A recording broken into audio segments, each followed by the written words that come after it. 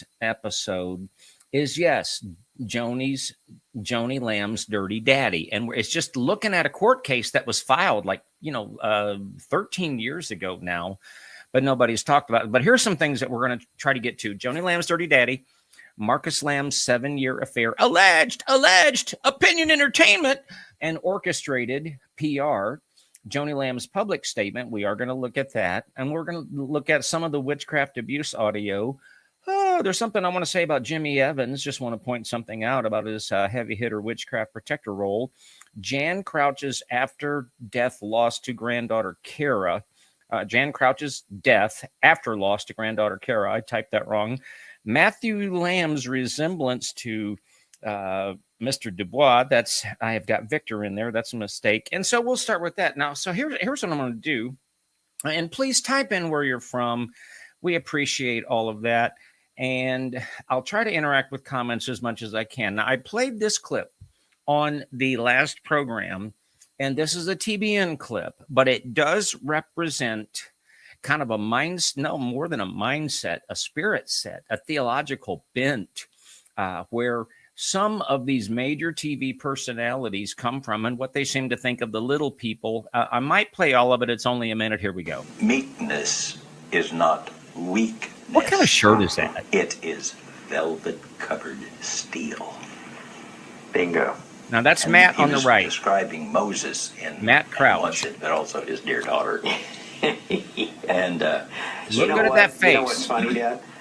There have been a few attempts in the TBN history to upset TBN, to stop TBN, there have been a few fools in the 39 year history coming up on 40 years. And you know what? Any attempt at stopping TBN, they have no idea who they're actually pushing into the corner. Oh. You and Mom get pushed in a corner, God help you.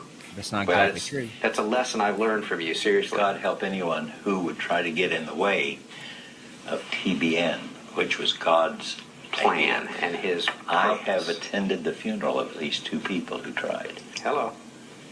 Okay, now take a look. Now that's what they think. Anybody that has anything critical to say of TBN, God help them, because they don't know who they've pushed into the corner. And then Paul, who, yes, and just to review, if you weren't in the last program, we played the audio from Jan Crouch's granddaughter, who loved her grandparents, and even at the time of the audio, loved her grandparents. But she said, yes, absolutely, Paul Crouch was an alcoholic. Not just a one-time binge. This was like an ongoing, but anyway, was an alcoholic. And she also said without equivocation that her grandmother had told her several times that this man that you're looking at on your screen was actually not even Paul's son. He was the product of an affair that she had, I believe, in 1954, but an affair called him a love child. And then there was a viewer that typed in the comments, and I don't think they saw my reply because I was asking for a link. So I just did my own Google search. And this is the man that Jan Crouch said was the father of Matt Crouch. And if you look at look up Fred DuBois, Mr. USA, and by golly, yeah, it's like you almost see little bit of resemblance there. So maybe some stuff is hidden that people don't want you to know. And guess what? Stuff comes out. Here's another little interesting development. Then we'll get into the Joni Lamb's dirty daddy. This is just interesting. Canadian broadcaster pulls program from Daystar due to ethical deficits. I became aware of Laura Lynn Tyler Thompson during the COVID years and beyond. She's a former host of CBN Canada, is extremely smart and deals with patriot issues and freedom issues and Christian issues. And she's just awesome. And I guess she had a program on Daystar. I've only seen about 10 total minutes of Daystar, but she announced just a day or two ago that she's pulling her program. So that, y'all, happened. Also, Susan Puzio, once again, thank you, Susan, alerted me to the fact that This is an MSN repost of a New York Post article. Family feud erupts at Christian TV network Daystar as fired heir claims family member assaulted young daughter. So this thing's picking up some steam, folks. It's picking up some steam. And then we're going to touch on this later in the program. I just want, and you can easily Google this. TBN's Jan Crouch was found guilty. That's what that means. Liable means guilty for covering up granddaughter's alleged rape. And TBN, pardon me, finally had to pay out $2 million, but that was after spending $10 or $20 million to try to make it go away. But see, these things don't go away. I want to read just a portion of scripture, and we're going to get into Joni Lamb's dirty daddy. 1 Corinthians 10, verse 1, moreover, brethren, I would not that you would be ignorant. All our fathers were under the cloud, all passed through the sea, and all were baptized unto Moses in the cloud and in the sea, and did eat the same spiritual meat and drink the same spiritual drink. For they drank of that spiritual rock that followed them, and that rock was Christ. But with many of them God was not well pleased. They were overthrown in the wilderness. Skipping down to verse 12. Wherefore, let him that thinketh he stands take heed lest he fall. It's probably a good idea that everybody take that scripture to heart. We're watching what looks like the fall of some institutions, some Christian business, mega church business ministry, mega businesses, and then even in some individuals. But I'm not sitting back here smacking my lips with satisfaction and clapping. If God is cleaning the church, let him clean the church. And Lord, I'm taking heed lest I fall, because if anybody thinks he stands, take heed lest they fall. So we look at this with a very humble attitude, and but we do want things to be right in the church. Ray says, so Daystar should have learned from TBN, and we better learn from what is happening at Daystar. Oh man, is that very, very well said. Okay, so let's get into why I... Hello. Let's do this. That's another whole Let's get story. these guys. Okay, that's gone now. That can't come back and confuse me. Okay, so here we go. The man that you're looking at, this is from a Facebook post. He passed away in pretty early in 2020. His name was Bill Trammell. Bill Trammell was the father, or still is the father, but he's passed away now. Bill Trammell was Joni Lamb's father. Now, what you're looking at is a court case. And this court case was filed in early 2011, like end of January, first part of February.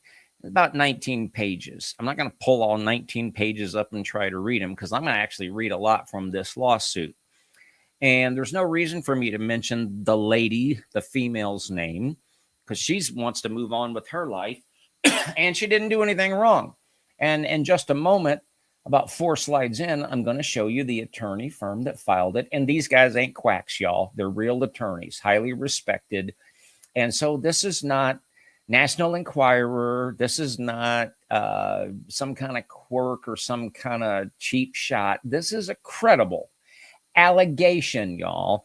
And it goes like this. In or around 2004, the plaintiff began reporting directly to Bill Trammell, that would be Joni Lamb's dad, for some but not all of her duties. Mr. Trammell was the administrative manager of special projects. Bill Trammell reported solely, that means directly, to Marcus and Joni Lamb. Bill Trammell is the father of Joni Lamb, his wife, and Joni Lamb's mother is Sandra Trammell, who also worked for Daystar. Once, when Mr. Trammell was investigating the claim of another female employee of Daystar that she had been sexually harassed by a certain individual, Mr. Trammell asked plaintiff whether she had ever been sexually harassed by that individual. Plaintiff reluctantly admitted that she had, and said that the harassment had included inappropriate touching of her body. So I just want to point out what I've already said. Bill Trammell was Joni Lamb's dad, worked for Daystar. Bill Trammell was the plaintiff in this case, the one bringing the case. He was her boss for most of the stuff that he did. And at one point, as Bill Trammell, Joni Lamb's dad, is looking into a sexual harassment claim within the Daystar organization, asked the plaintiff, who partly reported to him, if she had ever been sexually harassed, and she admitted to that. Now, that could be like a first stage of grooming, and I'll point out in just a little bit, in or around the summer of 2007, Mr. Trammell, that'd be Joni Lamb's dad, according to the lawsuit, alleged, opinion, entertainment, began talking to plaintiff. And of course, why am I saying that? Yes, I'm interrupting myself, and I'm allowed to interrupt myself because evidently Joni Lamb and team are like sending out threatening letters to people and saying, we're going to sue you, we're going to shut you down or whatever. I am not concerned about that, but I will kind of play by the rules and say alleged, opinion, entertainment. Even if it's stuff that I'm pretty convinced of. And around 2007, Joni Lamb's dad began talking to plaintiff about sexual things during the workday. Plaintiff made it clear to Joni Lamb's dad, Mr. Trammell, that she didn't like this. Nevertheless, his inappropriate comments continued. Indeed, they became more and more explicit and more personal.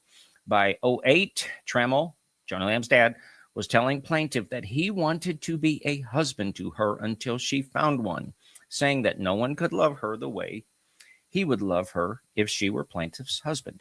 In 2008, Trammell had a secret camera installed just outside his office so that he could see if anyone was approaching his office door from a television screen or monitor inside his office. Michael Harris, they're naming people. Michael Harris, a Daystar employee, installed the camera. Mr. Trammell then began calling plaintiff into his office for what he referred to as quiet time. During quiet time, Mr. Trammell would make plaintiff hug him tightly for long periods of time. He would often put his hands very close to plaintiff's breasts or buttocks during these extended touchings. On more than 2 occasions, Mr. Trammell told plaintiff to sit on his lap. Now, these are just allegations, because all we're doing is looking at a court case that was filed in court by a real attorney in a very credible law firm. They're allegations. So let's just say that of course we never would, but let's say that we took these allegations seriously, maybe even like partly believed them. So you got Joni Lamb's dad that is being very, very creepy with this employee, finds out that she had been harassed earlier in the lawsuit. There wasn't time to read that and put everything on there.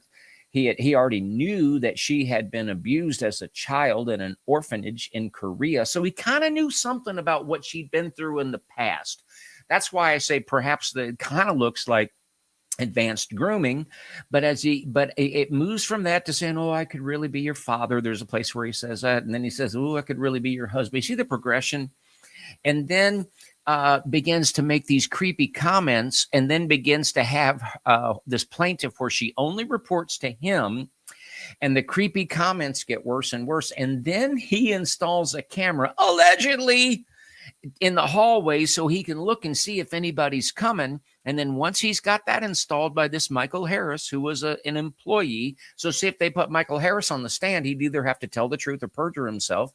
And evidently during these, they begin to have these quiet time, and he'd get creepy. Now, it doesn't sound like there was any overt, it was like first stages or whatever. Very, very, very, very, very creepy. This is Joni Lamb's dad.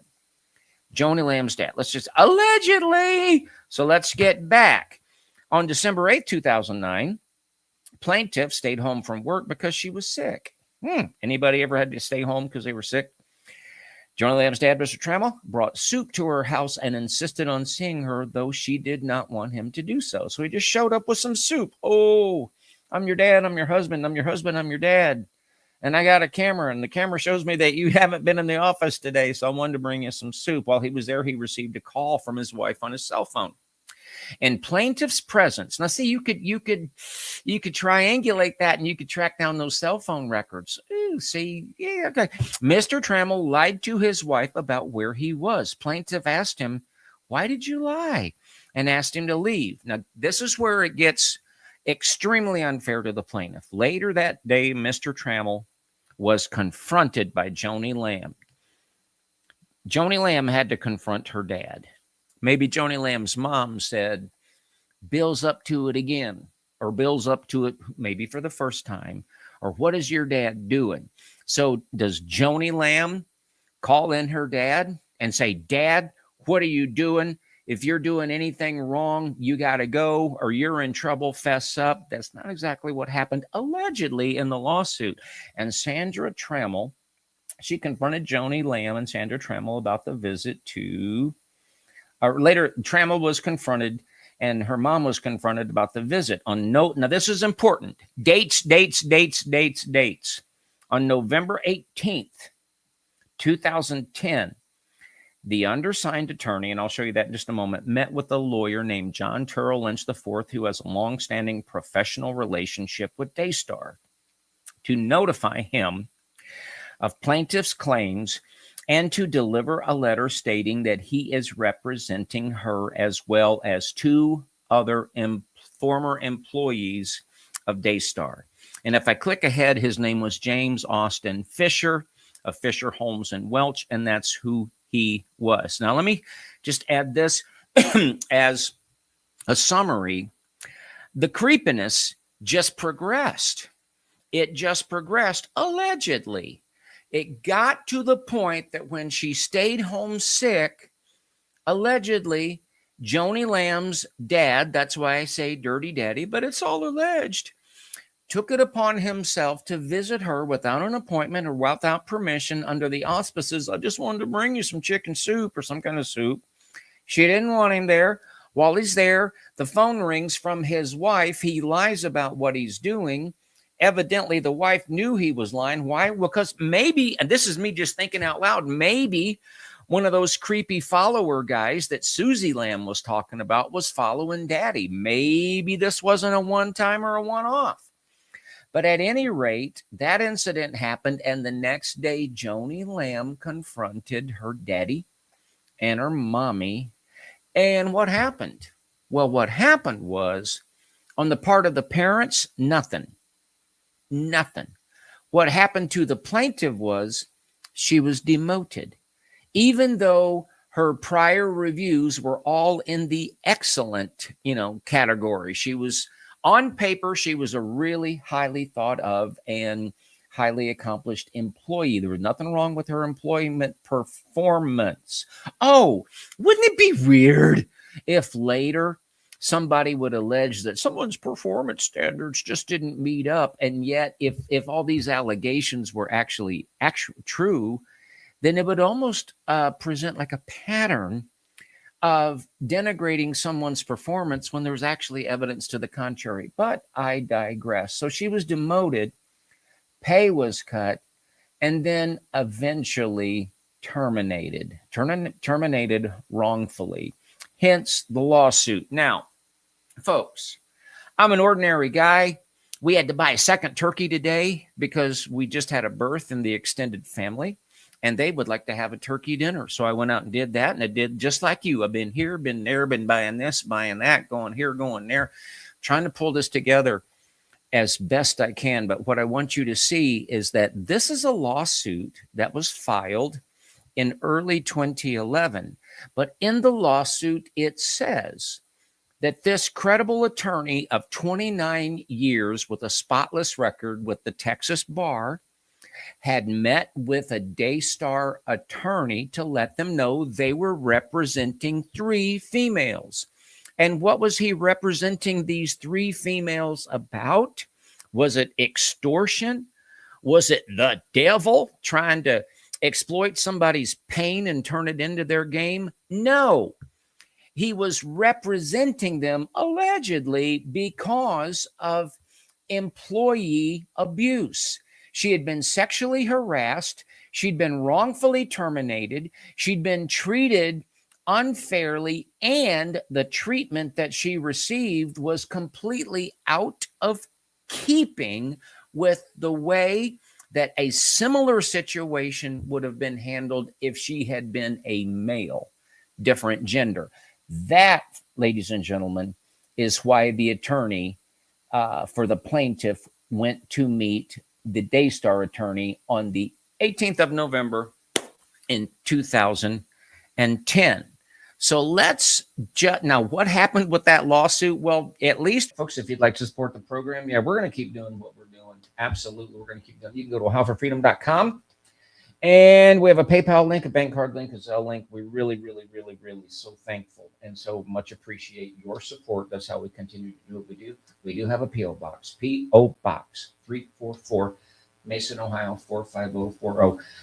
Don't hate anybody, love everybody, but folks, we're not going to be snowed and won over by this PR stunt. And actually, AI is not the Antichrist. And I'll say it one more time.